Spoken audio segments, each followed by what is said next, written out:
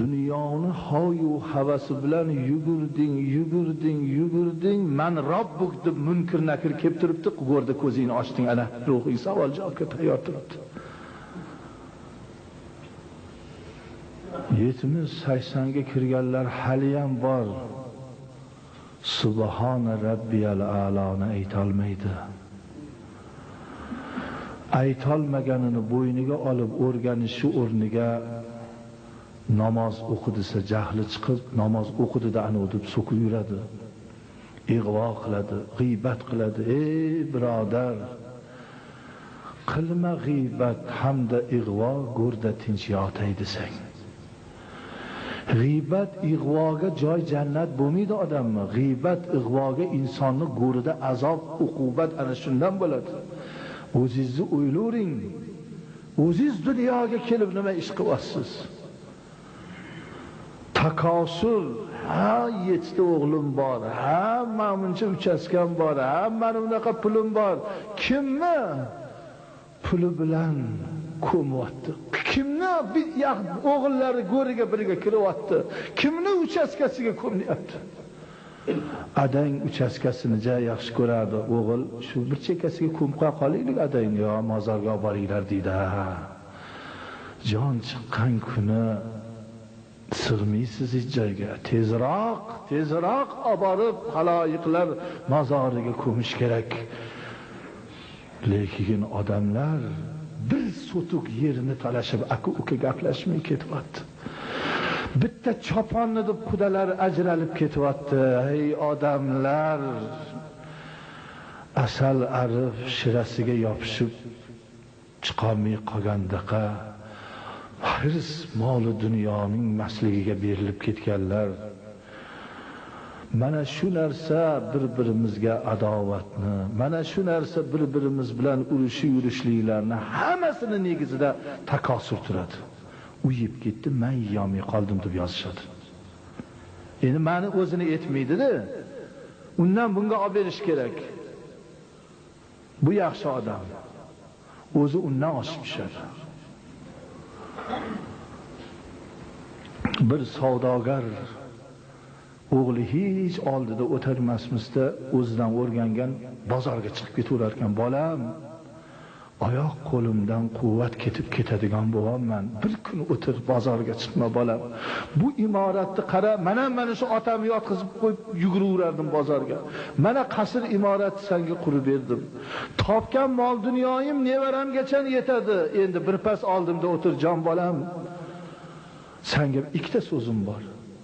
Indin jonim chiqsa, mana shu oyog'imdagi eski paypog'imga o'rganib qoldim. Shu bilan ko'mishsin bolam, yechmasin, bitta vasiyatim.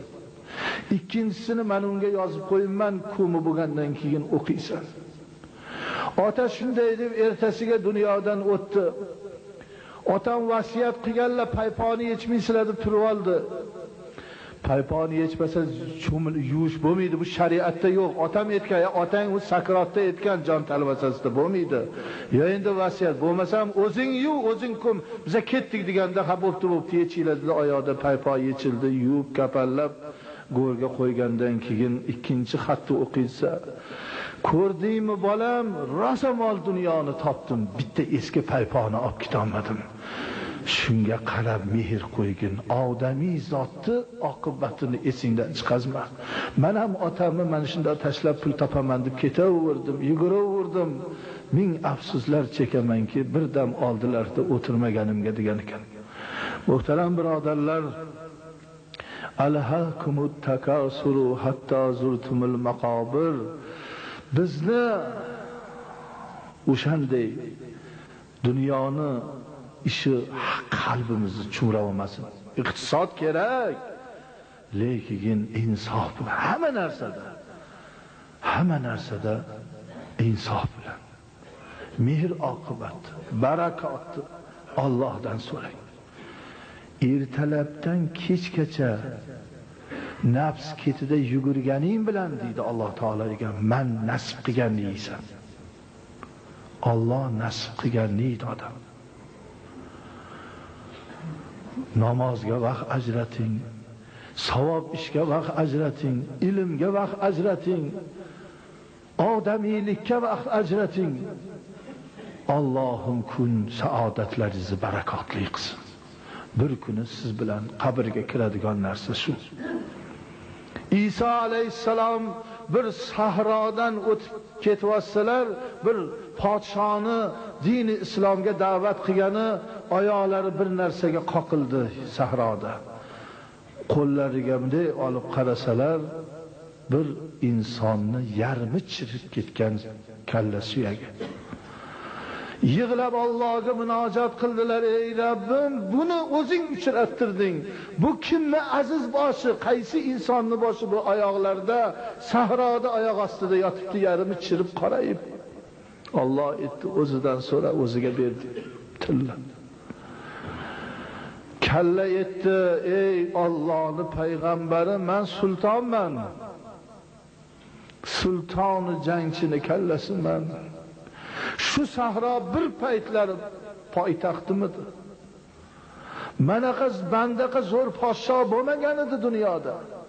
Men bosmagan, men olmagan mamlakatlar qolmadi.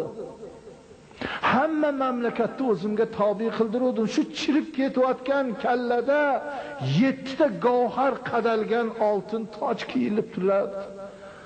Xizmatkorlarim tovus patidan yelpig'ich qilib, soyabon qilib tepamda shu kallamga oftob tushmasin deb soya qilib turishardi. 100 mingta askarimni o'zini kamari oltindan edi.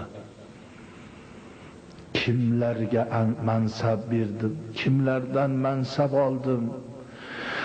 Dunyoni butun mol dunyosiga egalik qildim. Kasal yo'q.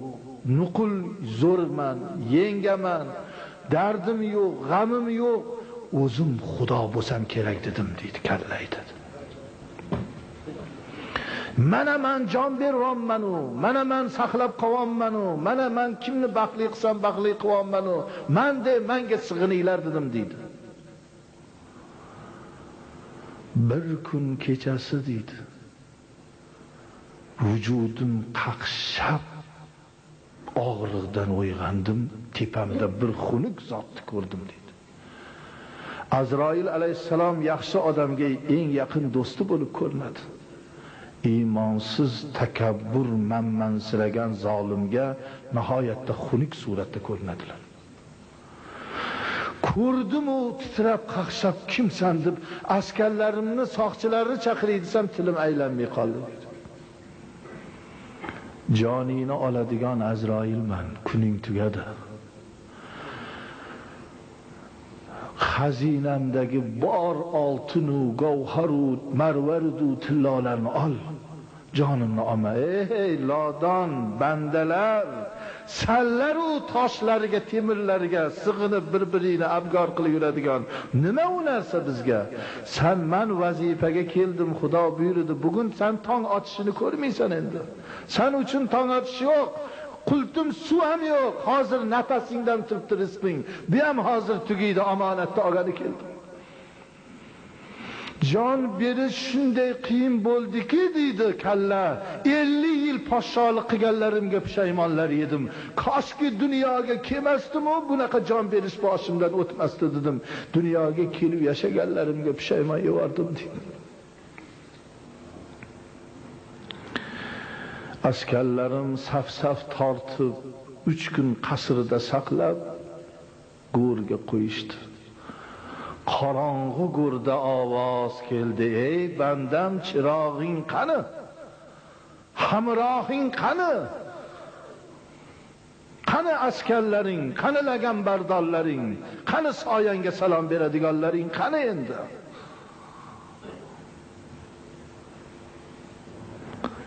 "70 yil umr berdim, 50 yilligini podshohlikda o'tkazding. O bir-birdan nonni zo'rg'a topadigan ham bandam edi. Uni kambag'al qilib sinadim, seni podshoh qilib sinadim. Biron marta shunchalik davlatda podshoh bo'lib turib men uchun nima ish qilding? Bir madrasa qurdingmi? Bir masjid qurdingmi? Bir yetimlarning holidan xabar oldingmi? G'arib g'urabolardan, ilm o'qiyotgan taliblardan insonlarga biron ish qildingmi-ki bugun senga shu narsa hamroh bo'lsa go'ringda? Ha? Nima qilding? 50 yil bitta ish qilsang ham qancha savobini berardim senga. Bandam, sen faqat shahar buzding, qirding, ezding, o'ldirding, vayron qilding. Olimlarni o'ldirding, madrasalarni buzdirding. O'zim xudoman deding. Endi senga beradigan azobimni endi o'zing bilib olaver.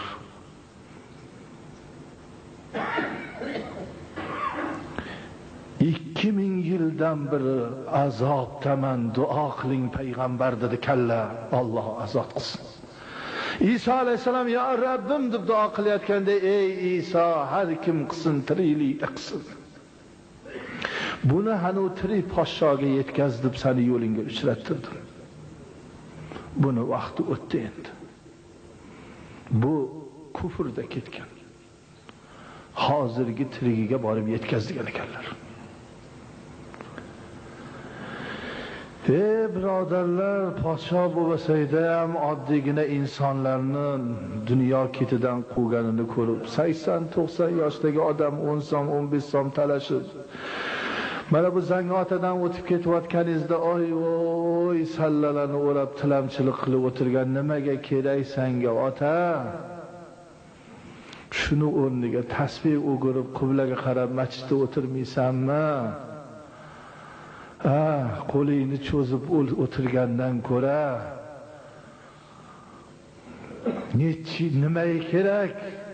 Alloh o'shanday qilib qo'ymasin. Alloh nazar mana u ichdagi ko'ngilni to'qqisin. Alloh nazarini och qilib qo'ymasin, o'lguncha ketadi ochlikdan.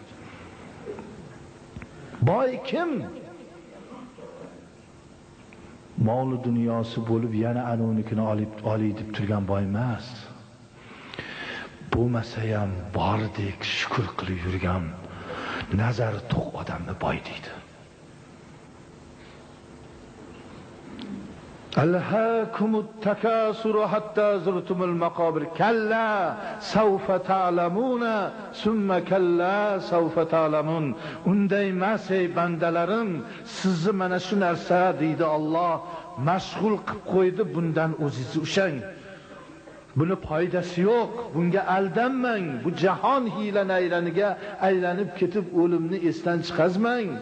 Meni esingizdan chiqazib qo'ymang. Tez kunlarda bilasiz, shunday omonatingizni oldirganimda bilasiz bu narsalarni befoyda ekanligini. Bir bemor yigit bilan 47 yoshga kirgan yigit bilan больницада bundan 3 yil oldin birga yotib qoldim. Mol dunyo yetarlik. Moskvadagi zo'r professor kelib tepasida turibdi, bir qultum suv o'tmayotibdi. Ko'ziga yosh oqar, Alloh kechir deydi. Alloh kechir deydi. 300 yil umr ko'rsa ham yeb tugatmaydigan yig'ib qo'ygan ekanman. Alloh kechir, bir marta bosh sajdaga qo'ymagan ekanman deb Alloh kechir deb yig'lab jon chiqib ketdi. Hozirgi ba'zilariga gapirsangiz pulmas qilganlarga kuladi. Ey kulma inson, chashmi giryon qilasan bir kun. Bu dunyoni hiylasiga aldanma. Bu mansab, martaba, pul, bu aldov narsalar. Alloh bir kunda olaman desa oladi. Bu joningni, omon bo'lganing, umringni g'animat bilib Allohga tavba qilib qolgin.